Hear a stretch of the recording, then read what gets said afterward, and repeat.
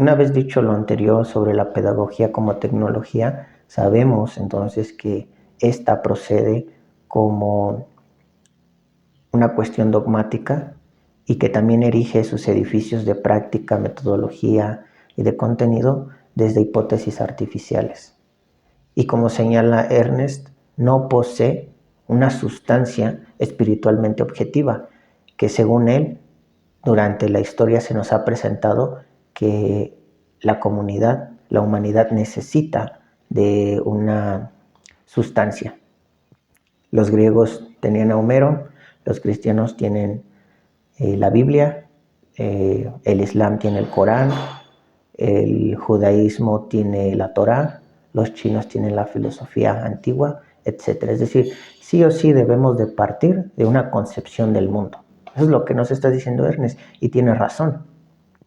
Porque si no, precisamente caemos en siempre estar queriendo reformar y estar innovando en la metodología y en las leyes, cuando realmente pareciera simplemente un cascarón sin un contenido, ¿vale? Aquí ya separándonos de esta pedagogía, dejándolo atrás, dice Ernest que la ciencia, al menos la ciencia de la educación, necesita caminar por conocimientos puros y por investigaciones críticas. Por lo tanto, esta ciencia de la educación pura debe de partir de un método crítico y su fin como ciencia debe de ser ya no el proceso educativo como práctica, sino más bien como un hecho y un objeto de estudio, un objeto de investigación que nos va a adentrar a la realidad educativa y a las leyes de esta misma.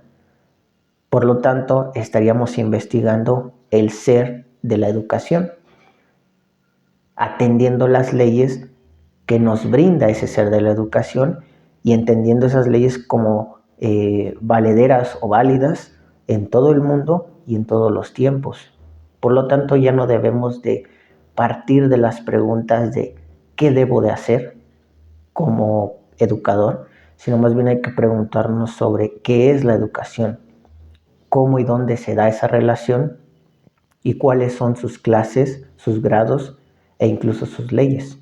De hecho, les voy a leer la propuesta humanista que él hace sobre la educación. Nos dice como hipótesis básica necesaria, aportamos a la ciencia crítica de la educación este postulado. La humanidad es en esencia una unidad, a pesar de todas las diferencias de razas, pueblos, de culturas y de desarrollo histórico. Todas las manifestaciones de la humanidad tienen como base formas y funciones comunes. En todas partes y en todos los grados de desarrollo poseen las comunidades humanas lenguaje, economía, religión, arte, orden social y político, normas morales y legales, y que se manifiestan como efecto de una función y formas básicas. La educación es también una función básica semejante común y que se realiza en todas partes según las mismas leyes.